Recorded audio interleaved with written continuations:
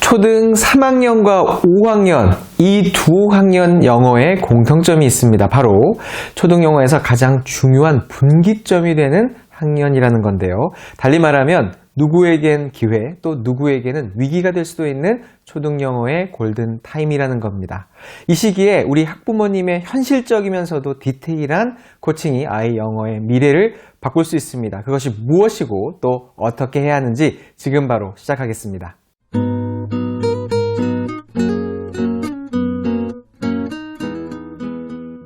안녕하세요. 대한민국 학부모를 위한 실천적인 교육 전문 채널 교집합 스튜디오의 권태용 소장입니다.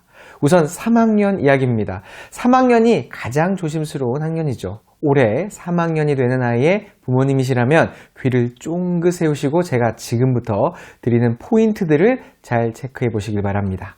첫 번째, 혹시 아직도 영어를 제대로 시작하지 않은 아이라면 지금이라도 3학년 영어 교과서를 앞부분을 조금이라도 적응시켜 주셔야 합니다. 새 학년이 아직 시작되기 직전인 지금이라도 말이죠. 그 이유는 상대적 격차로 인한 아이의 심리적 충격이 걱정되기 때문입니다. 초3은 아이 스스로가 영어에 대한 자신감을 쉽게 잃어버릴 수 있는 취약한 시기입니다. 본격적으로 영어 공부를 시작도 하지 않았을 시기에 자신감부터 잃고 시작한다면 참 심각한 문제죠. 교육과정 평가원의 조사에 따르면 영어가 어려워졌다라고 아이 스스로가 느낀 시점 중 초등에서는 초3이 1위를 기록했습니다.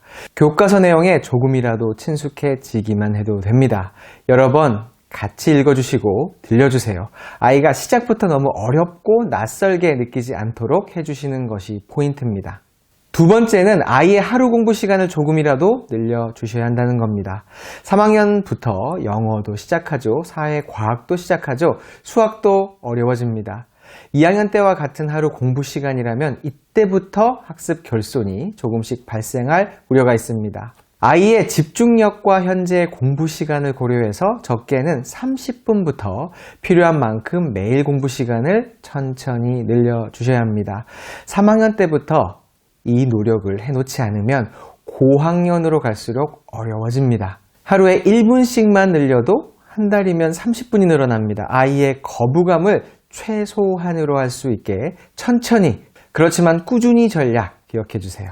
세 번째는 상대적으로 앞서서 영어 공부를 꾸준히 해온 아이라면 리딩 중심으로 학습 시간을 조금씩 늘리고 어휘 공부가 가능한 아이라면 어휘력을 강화하면 초등 고학년 때 영어 학습 전반에 탄력을 받을 수 있습니다. 초3이 리딩도 제대로 안 되는데 스피킹이나 라이팅을 잘 할 수는 없으니 리딩 중심의 우선순위를 잘 갖출 것을 당부드립니다.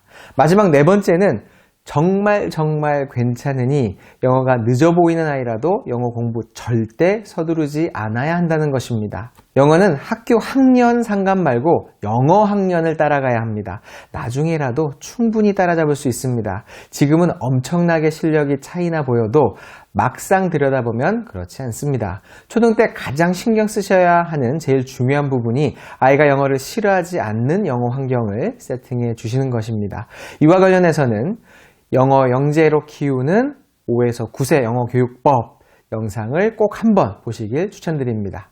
5학년은 뭐니 해도 초등 영어의 최고의 골든타임입니다. 초등 영어 심화와 중학 영어로 이어지는 학습의 출발점, 교차점이니까요. 그렇기 때문에 지금 시기 곧 5학년이 되는 아이들의 영어 공부 포인트 첫 번째는 4학년 때까지의 학습에서 우선 완전히 벗어나라 입니다.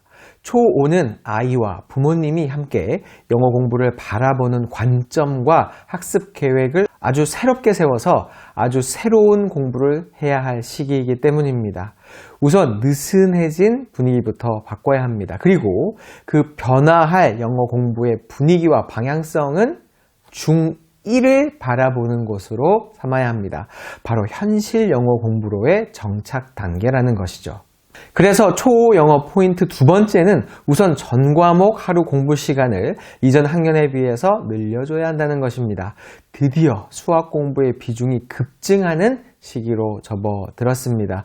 영어와 수학을 비롯하여 전 과목 학습량이 많이 늘어나는 시기이기도 합니다. 그 속에서 현실적이고 지속 가능한 영어 공부가 실천 가능하려면 갈수록 부족해지는 공부 시간을 고려한 영어 계획 수립이 절대적으로 필요합니다. 4학년처럼 했다가는 영어 숙제부터 완수가 안 되는 일이 반복되게 됩니다. 4학년에 비해 하루 공부 시간을 최소 60분 이상부터 아이의 상황에 맞게끔 천천히 늘려주세요. 아이도 가능한 선에서 조금씩 늘려주시고요. 초등 저학년에서 고학년으로 가는 학습 단계에서 가장 근본적인 발전은 공부 시간을 늘리는 것이라는 점 잊지 마세요. 그리고 세 번째는 리딩 수준을 한 단계 업그레이드 시켜줘야 한다는 것입니다.